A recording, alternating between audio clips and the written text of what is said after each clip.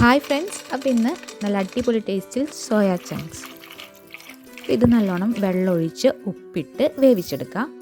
ഇനി കുറച്ച് മല്ലി, പിന്നെ തേങ്ങ, ഒരു കപ്പ് തേങ്ങ, ഇതെല്ലാം ഒന്ന് വറുത്തെടുക്കണം.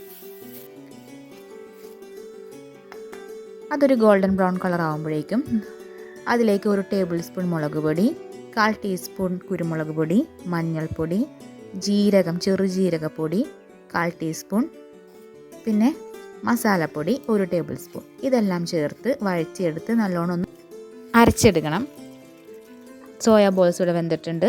അത് നമുക്ക് അതിൻ്റെ വെള്ളമൊക്കെ ഒന്ന് ഊറ്റിക്കളയാം. ഊറ്റിക്കളഞ്ഞ ശേഷം ബാക്കിയുള്ള അതിലുള്ള വെള്ളം ഒന്ന് പിഴിഞ്ഞെടുത്ത് കളയാം. എണ്ണ ചൂടാക്കി അതിൽ കടുക് താളിക്കാം.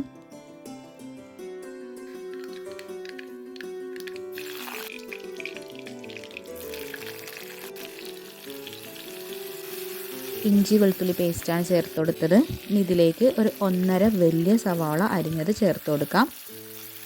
ഇതെല്ലാം നല്ലോണം വഴറ്റിയെടുക്കുക. ഒരു ഗോൾഡൻ ബ്രൗൺ കളർ ആകുമ്പോൾ നമുക്ക് നിർത്തിയിട്ട് അതിലേക്ക് വെന്ത സോയാ ബോൾസ് ഇട്ട് കൊടുക്കാം.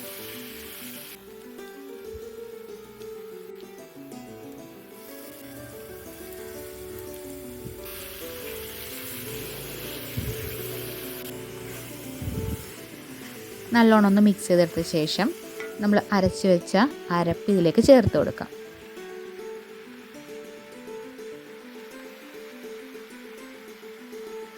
ഒരു 5 മിനിറ്റ് നമുക്കൊന്ന് അടച്ച് വെച്ച് വേവിച്ചെടുക്കാം.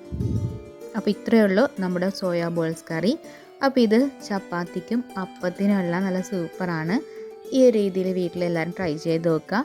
വീഡിയോ ഇഷ്ടമായ ലൈക്ക് ചെയ്യാനും സബ്സ്ക്രൈബ് ചെയ്യാനും മറക്കരുത്. Thanks for watching.